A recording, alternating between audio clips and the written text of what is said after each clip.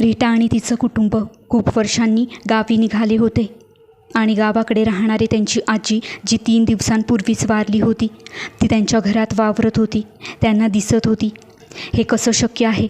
आणि सर्वात महत्त्वाचं म्हणजे माणूस मेल्यावर त्याच्या प्रेताला एकटं का सोडलं जात नाही यासाठीचा हा एक थरारक अनुभव.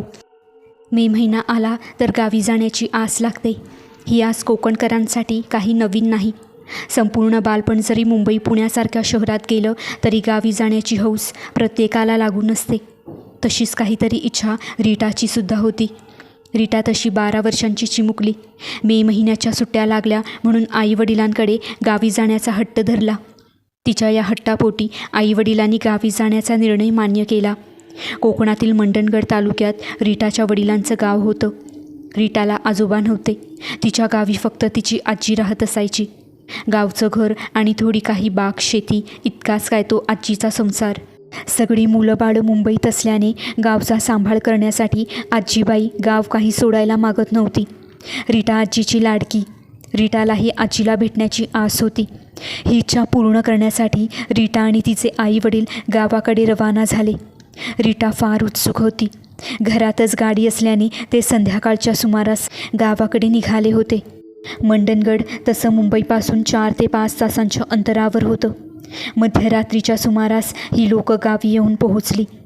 पण त्यावेळी त्यांना दार ठोठावून आत घरी जाण्याची गरज भासत नव्हती, कारण दार आधीच उघडं होतं. त्यांचं घर हे जुन्या मातीचं होतं. घरात पाऊल ठेवताच त्यांना एक भयान शांतता जाणवली. घरात पोहोचताच त्यांनी आजीला आवाज दिला, आई तू कुठे आहेस? पण आतून आजीचं उत्तर काही आलं नाही. आजीला शोधता शोधता रीटा मागच्या दारात जाऊन पोहोचली.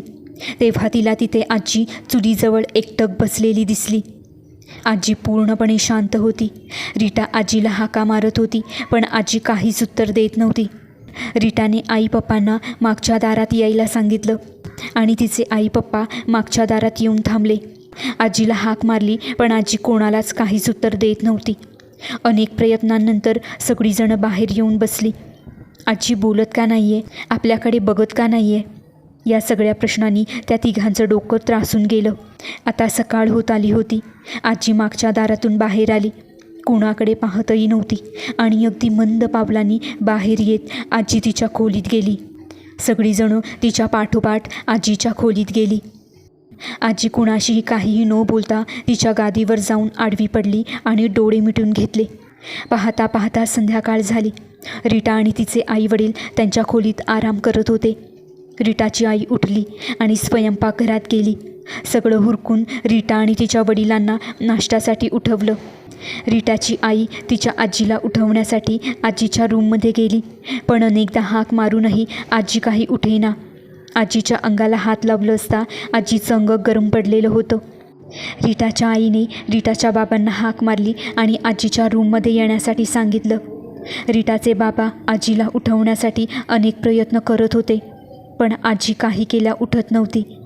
आजीचं शरीर तापलेलं असल्याने आणि रात्री ज्या पद्धतीने आजी वागत होती ते पाहता रीटाच्या बाबांना वाटलं की आजीला ताप आला आहे, झोपली आहे, झोपू दे, नंतर उठेल.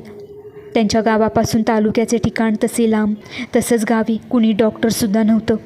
संध्याकाळचे 7 वाजले होते. आजी अचानक उठून तिच्या खोलीतून बाहेर आली. आजी मंद पावलांनी मागच्या दारात जाऊन चुलीपाशी बसली. रीटा असो, रीटाचे बाबा असो किंवा रीटाची आई, सगळीजणं तिला हाक मारत होती, पण म्हातारी अशी वागत होती जसं तिला या घरात कोणी दिसतच नव्हतं. घरामध्ये एक वेगळीच शांतता होती. बत्तीची वेळ असल्याने रीटाचे बाबा घरी देवासमोर दिवा आणि अगरबत्ती लावत होते. तेव्हा आजी मागच्या दारात अचानक ओरडू लागली. पण आजी ज्या आवाजात ओरडत होती तो आवाज आजीचा नव्हताच. एका वेगळ्याच आवाजात आजी मागच्या दारात किंचाळत होती. रीटा आणि रीटाची आई स्वयंपाकघरातून पळत बाहेर आल्या. दोघीही घाबरलेल्या होत्या.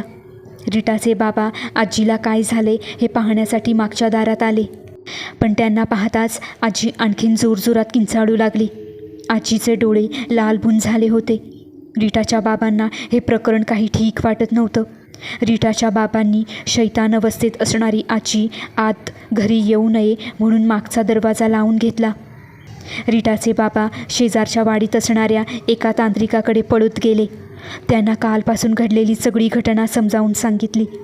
तेव्हा त्या तांत्रिकाने जे सांगितलं ते अतिशय भयावह होतं. तांत्रिक म्हणाले की तुझ्या घरी जी म्हातारी आहे ती तुझी आई नाही. तुझी आई जाऊन 3 दिवस झाले आहेत. रीटाचे बाबा म्हणाले, पण हे कसं शक्य आहे? काल मी स्वतःच्या डोळ्यांनी माझ्या आईला चालताना पाहिलं आहे, मागच्या दारात बसलेलं पाहिलं आहे.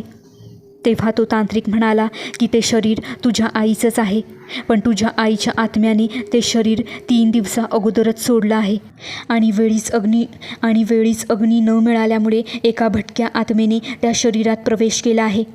आता जी कोणी तिथे आहे ती मुळीच तुझी आई नाही. म्हणून वेळ दवडू नकोस, तो सैतान सगळ्यांना गिळून टाकेल. तांत्रिक आणि रीटाचे बाबा दोघेही पळत रीटाच्या घरी आले. मागच्या दारातून दार ठोठावण्याचा आवाज सारखा येत होता. तो राक्षसी आवाज त्यांच्या कानावर पडत होता.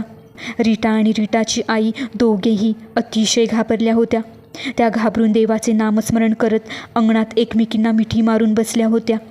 तांत्रिक मागच्या दारात जाऊन मंत्रोपचाराने त्या शरीराची त्या आत्म्यापासून सुटका करतो.